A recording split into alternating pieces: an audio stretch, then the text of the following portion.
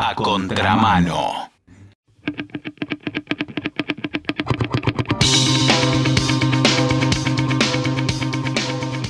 Hace poco este gobierno, que tiene unas estrategias de comunicación bastante extrañas y rústicas, quiso o amagó, parece más el término apropiado, con obligar a todos los periodistas a matricularse como condición para que ejerzan su profesión.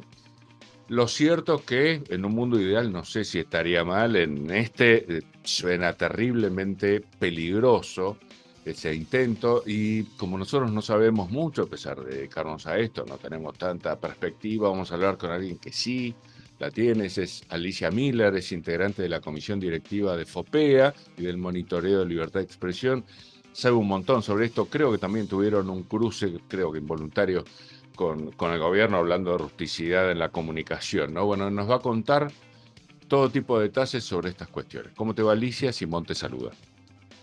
Hola, buenos días, Simón, ¿cómo estás?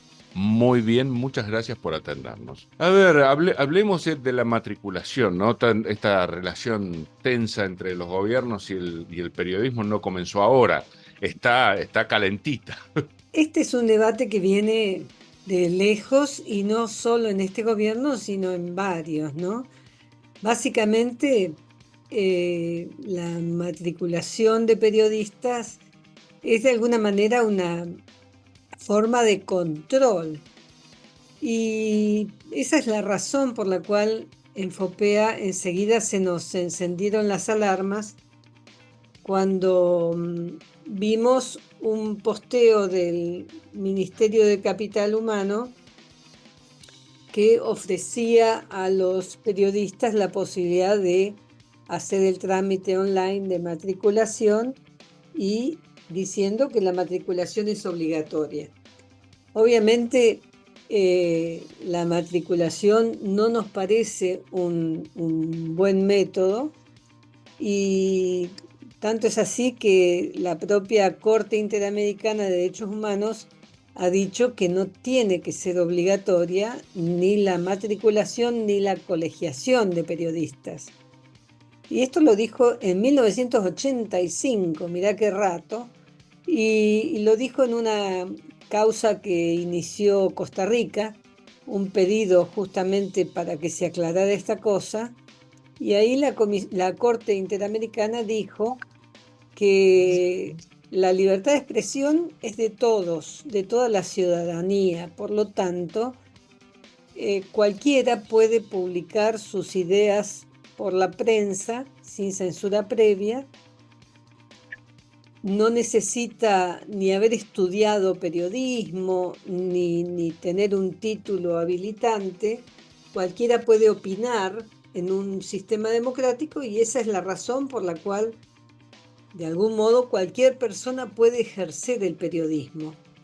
Eso lo diferencia de otras profesiones, como médico, ingeniero, que requieren no solamente un título, sino una matriculación, una colegiación. Así que esa es un poco la razón por la cual enseguida salimos a aclarar estas cosas que a veces no todo el mundo las tiene presentes, porque es una cosa más bien de periodistas, ¿no? Si vivimos en una grieta, eso se ha trasladado al periodismo, y el público vive muy apasionadamente, a veces con poca reflexión, pero seguro que con mucha pasión, lo que dicen periodistas de uno y de otros lados que han reproducido la grieta también en su gremio. Aún así, este gobierno es muy, muy agresivo. ¿Cuándo es realmente responsable un periodista por haber ejercido mal su profesión, digamos? Más allá de los intentos napoleónicos que pueda tener el señor Milei, digo, ¿cuándo realmente podría ser responsable? Según las normas, no puede haber censura previa, no se le puede prohibir a alguien que hable, y el periodista es responsable por responsabilidades ulteriores. Básicamente lo que quiere decir es que si uno, al ejercer el periodismo, al escribir, al hablar, al hacer una investigación, provocó o incurrió en un delito común, tiene responsabilidad por haberlo hecho. Es decir, puede ser acusado, por ejemplo, de una extorsión, de cualquier delito común. Lo que no hay son lo que se llaman delitos de palabra, es decir, no existe ya como delito penal en la Argentina, por fortuna, ni la injuria ni la calumnia cuando se tratan de temas de interés público. Es decir, un periodista puede ser demandado por un delito común, pero no puede ser acusado penalmente por criticar al gobierno. Esa es básicamente la traducción de lo que quiere decir. Cuando son Bien, cosas de bien común, o sea, si vos te metés con la cuando son sexualidad del temas. presidente, ya dejaría de ser Y de claro, interés común. ese es Bien, el límite, la vida privada de las personas públicas, bien, bien. que sí tienen un derecho a la intimidad más restringido que el derecho a la vida privada de una persona común. Por ejemplo, sí sería noticia quién es la pareja del presidente o quién entra a la casa del presidente aún el fin de semana. Eso forma parte de lo que es de interés público. No es de interés público la sexualidad del presidente, por ejemplo, o algunas cuestiones vinculadas a su vida privada, a su vida personal. Si se toma un whisky o 2 whisky, no sería parte del interés público, digamos. Decime, ustedes han tenido un cruce involuntario, obviamente, con el gobierno, justamente bastante fabricado para mi gusto, por lo poco que lo conocí. A ver, detallanos un poco de qué se trató. Sí, a nosotros también nos quedó la idea de que había sido fabricado porque fue muy como cronometrado, ¿no? Esto sucedió eh, el viernes, ese mismo jueves viernes en que se dio a conocer el intento de matriculación obligatoria de periodistas, que había una movilización frente al Congreso en contra de la ley de bases, y allí un youtuber de La Libertad Avanza fue con un micrófono a querer entrevistar a las personas que se estaban manifestando en contra de la ley de bases, y los sindicalistas que estaban allí o los dirigentes lo sacaron. Cuando le preguntaron, ¿vos sos mileísta? Sí, dijo él. Entonces lo tomaron uno de cada brazo y lo retiraron, como diciendo, bueno, no tenés nada que hacer acá, o no sos periodista o algo por el Bastante estilo. común. Después vamos a hablar de lo que te parece periodismo. Yo no tengo la mejor de las Claro, opiniones del momento sí. actual, pero es patético eso que noteros, En, mobileros sean sí, maltratados, ¿no? Más allá de de que un su trabajo sea sector. malo. Ah, sí, por supuesto. El tema es que al poco rato ya estaban diciendo FOPEA no se pronunció, y dieron a conocer un supuesto diálogo de WhatsApp que nunca tuvimos los integrantes de FOPEA, con palabras muy vulgares, con insultos o agravios hacia este youtuber. Es una manera de hablar que verdaderamente no es frecuente entre nosotros, entre los integrantes de FOPEA. No digo que en nuestros diálogos personales no podamos hacer alguna broma, pero no es nuestra terminología, básicamente porque era una terminología muy de personas muy jóvenes, prácticamente de adolescentes, que no usamos. Además tenía un logo de FOPEA que FOPEA dejó de usar hace 1 año y medio, cuando cambió su imagen de marca. Ah, o Digamos, sea que fue fabricado fue directamente fabricado. No era y que nos burdamente. hackearon, no era que nos hackearon un WhatsApp, lo inventaron a ese diálogo con la intención, obviamente, de perjudicar a FOPEA, de hacer ver como si FOPEA se mofara de las personas y se burlara de este chico, a quien particularmente no conocíamos, ni sabíamos que había sido retirado de frente al Congreso, porque nadie había activado el monitoreo de libertad de expresión, más allá de que el monitoreo hubiera o no definido una solidaridad con este joven por este debate de si es periodista o es influencer solamente.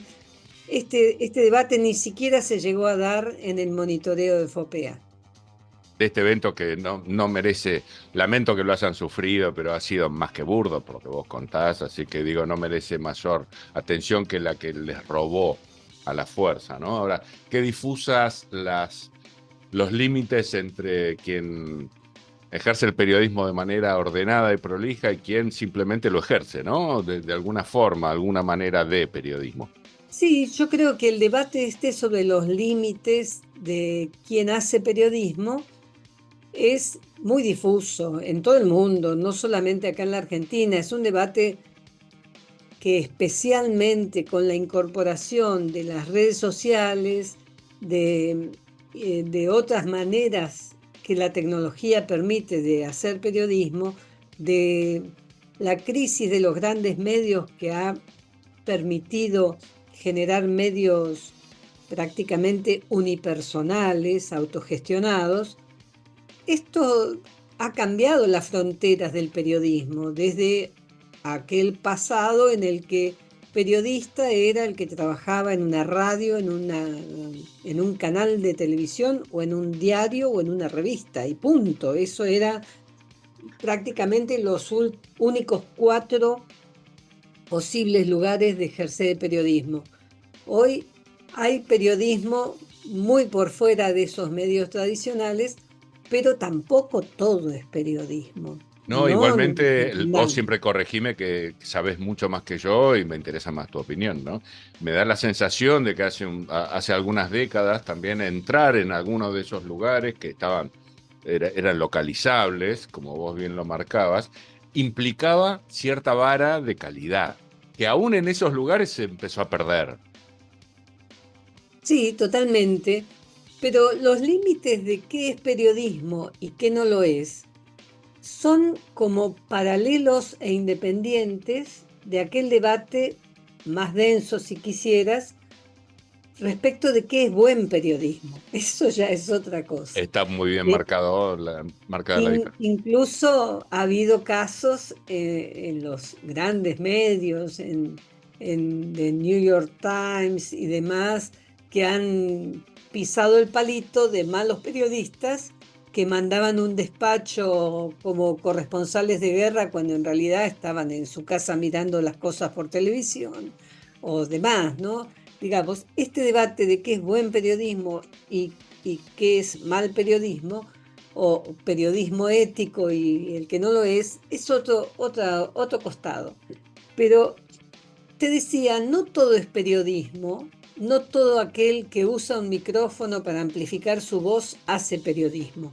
El periodismo tiene algunos requisitos, por ejemplo, que el objetivo es decir la verdad del propio periodista, aunque sabemos que también es difuso el territorio de la verdad, y su interés máximo es el interés común, es decir, no hace periodismo aquel quien hace militancia partidaria, claramente. No hace periodismo quien defiende los intereses de una empresa petrolera, por poner un ejemplo. O no hace periodismo quien está a sueldo de un Estado. Puede hacer comunicación institucional, pero no es periodismo.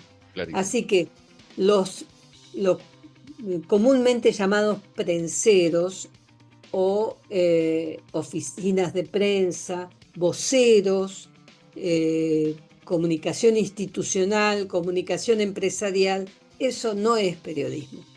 Tampoco el periodismo militante, que por definición es como un oxímoron, un contrasentido terrible, esto de periodismo militante, una terminología que se puso de moda hace unos años y que tiene el contrasentido en la propia frase. No puedo estar más de acuerdo contigo. ¿Y vos qué pensás sobre la credibilidad que tenemos como grupo? Porque, a ver, aparte de que la grieta se apoya un poco en una fe irreflexiva del público sobre los periodistas que eligió. Pueden ser, vamos a usar estereotipos, los de Nación Más, pueden ser los de C5N, pero digo, una vez que parece haber sido elegidos ya se los deja de evaluar. Después tenemos la pandemia, que seguro que como mínimo fue real primero en la prensa que en la realidad, y lo cierto es que la gente lo creyó también. ¿Cuál es Sí, el yo momento de creo, credibilidad? yo creo que es evidente que el periodismo como grupo, como colectivo, está atravesando una pérdida de credibilidad. Esto lo demuestran las encuestas que hacen consultoras y tiene que ver, creo yo, con muchas cosas. Primero con la propia crisis de la industria, me refiero a la industria de las comunicaciones y la información, que hace que la proliferación de medios nos pone en una competencia terrible por disputar las audiencias. Esta fragmentación de medios y la gran disponibilidad de medios que tiene cualquier ciudadano que puede tomar su teléfono móvil y ver tanto medios tradicionales como medios audiovisuales, medios autogestionados, medios en las redes sociales, dispersa muchísimo la audiencia y exige que cada medio ponga toda su energía en tratar de conseguir clics. Y esto de conseguir clics a veces se hace con muy malas artes, esta cosa de titular con, Obviamente. con Titular cosas que después no hay, no interrogaciones existen. o con... Claro, entonces todo esto ha contribuido a que el periodismo pierda credibilidad también. Y por otra parte decía, esta tendencia que está estudiado desde la sociología, de que uno cuando busca informarse con aquellos que ratifican su propia manera de pensar. Es muy improbable que una persona acuda a informarse a un medio que piensa muy distinto que uno mismo. Entonces uno lo que quiere es que ratifiquen, que confirmen su propia manera de pensar. No quiere nadie que le contradiga y por eso es que esta grieta cada vez se va radicalizando más, ¿no? Cada Y es vez... más, hay otro fenómeno. Los protagonistas, obviamente quizás por mejores razones, no honestas, pero mejores, no se entrevistan con periodistas que no estén charlados. O sea, con los cuales no se Desfilantes, tenga total conciencia de cuál va a ser el resultado final, ¿viste? Parecen más conferencias de claro. prensa disfrazadas. Sí, y eso no es bueno para nadie, Para nada. porque para empezar, un gobernante, por decir así en términos genéricos, que puede ser desde un presidente hasta un intendente o un concejal de pueblo, debería estar abierto a rendir cuentas, no solo con periodistas que considera amigos o previsibles, sino con cualquier medio. Es decir, las preguntas incómodas son la base del periodismo. Sin preguntas incómodas, el periodismo es una ilusión, es un comunicado de prensa prácticamente. Es así. Y, y no tengo nada en contra de los comunicados de prensa, pero obviamente el buen periodismo es el que incomoda, el que molesta, el que te saca del punto de confort, dando respuestas que son las mismas que a lo mejor la ciudadanía estaría buscando si le ponemos el micrófono a la persona que pasa por la calle. El Sí, lo que pasa es periodista que tiene que tener... aventura una respuesta. Quien oculta cosas, no hay lujos que no puede darse. Y sentarse con un periodista honesto es un lujo caro a veces. Pero Aunque no sé si abundamos, pero te agrego, qué digo. buenas que son esas entrevistas, ¿no? Las entrevistas que buscan revelar aquello que alguien quiere mantener oculto. Esto es un poco la razón de ser del periodismo. Vos que entendés de esto, tenés una vasta experiencia, un cargo importante en un lugar importante como FOPEA, más allá de las ambiciones de los gobiernos por acallar al periodismo, ¿cuál sería una manera de mejorar un poco nuestro nivel, que en mi opinión personal es muy malo actualmente? Yo lo que creo es que es obvio que todos los gobiernos tienen esa fascinación de tener un mundo sin periodistas, como decía el título de un libro de Berbisky, del Berbisky de antes, cuando Berbisky tenía una opinión bastante más crítica de la que luego le conocimos, ¿no? ¿Cuánto- Eh, ¿Cuántos, cuántos talentosos terminaron con el tiempo mal, ¿no? La Nata, Berbisky. Digo, y sí, sí, porque justamente mantener el espíritu crítico en épocas de tanta grieta política y social es muy difícil. sí, sí. De alguna manera, yo creo que eso es el mérito que yo le encuentro a FOPEA, que ha buscado siempre, aún a costa de algunas renuncias y deserciones, de no perder ese eje en el criterio periodístico, en el espíritu crítico. Incluso la comisión directiva actual de FOPEA y la anterior a esa, hace desde ya muchos años, lo que está buscando es que estén representados dentro de la propia comisión directiva las distintas maneras de pensar político. Los grandes debates se dan dentro de la comisión directiva a veces.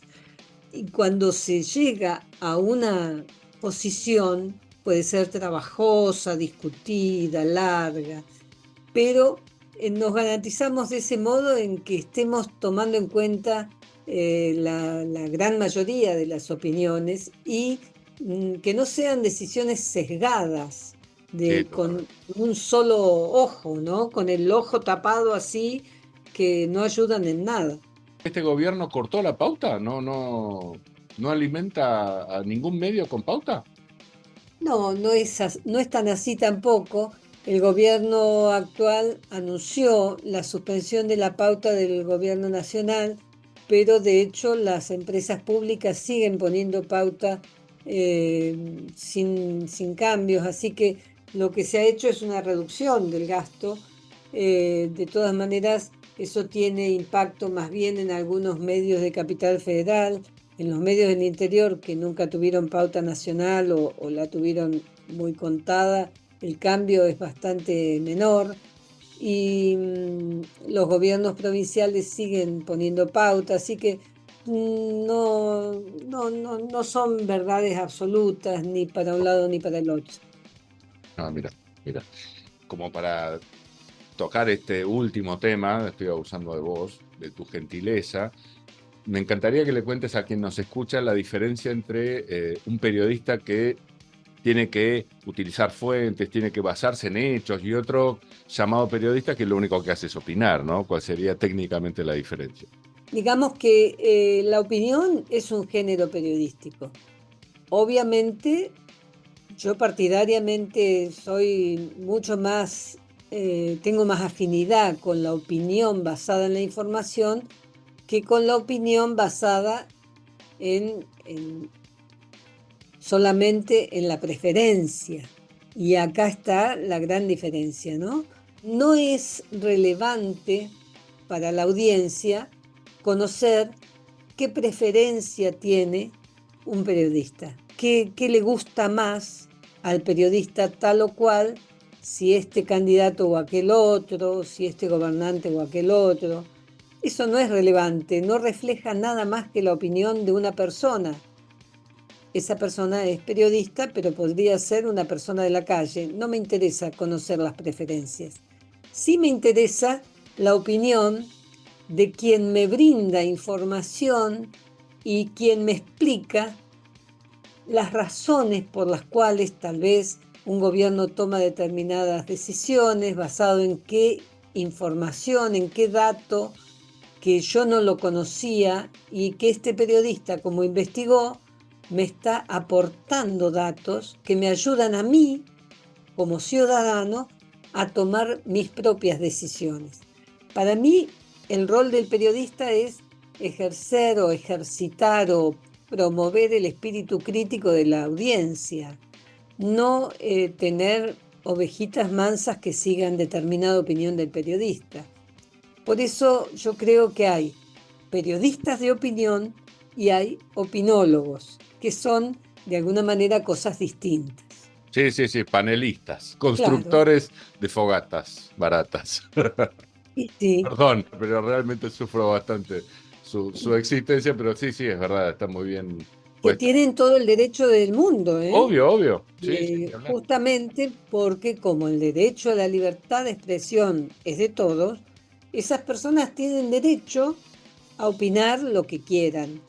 Pero de ahí a ejercer el periodismo de opinión, ya esto requiere otras cosas, requiere tener como eje el interés público y no el propio ombligo. Argumentar bien, y hoy hay una falta de lógica importante. En base a hechos, a datos comprobables, a aquellos datos que no sean de conocimiento del común de las personas, a revelar algo que alguien quiere mantener oculto. Digamos, este tipo de cosas hacen al periodismo de opinión. Más que interesante, Alicia, la verdad hemos disfrutado enormemente de esta charla. Si tenés ganas, estaremos en contacto, tendremos muchísimas más en el futuro. ¿Querés cerrarla con algo que quieras realzar? Avanti. Creo que tenemos muchísimo para hacer en favor del buen periodismo y en favor de defender el buen periodismo, que hoy básicamente quiere decir sostenerlo económicamente al buen periodismo. Por eso le diría a la audiencia que no tema suscribirse a un medio, hacer aportes económicos al medio que le resulta confiable, porque es la manera en que en esta época un medio se puede sostener, sea un gran medio o un pequeño medio local. Los medios necesitan dinero, el buen periodismo sale caro. Por eso la audiencia haría bien en pagar por la buena información. Como garantizarse que alguien va a pelear por vos y te va a revelar cosas que otros te quieren ocultar, ¿no? Una cosa así. Exactamente. Eso es como cuando uno va a elegir la comida que va a introducir en su cuerpo y quiere poner comida de calidad. La información es la comida mental que todos necesitamos, así que qué mejor que saber que estamos comiendo una buena información y pagar por ella. Brillante. Gran cierre. Bueno, Alicia, te agradecemos enormemente de nuevo y te mandamos un abrazo grande. Un abrazo.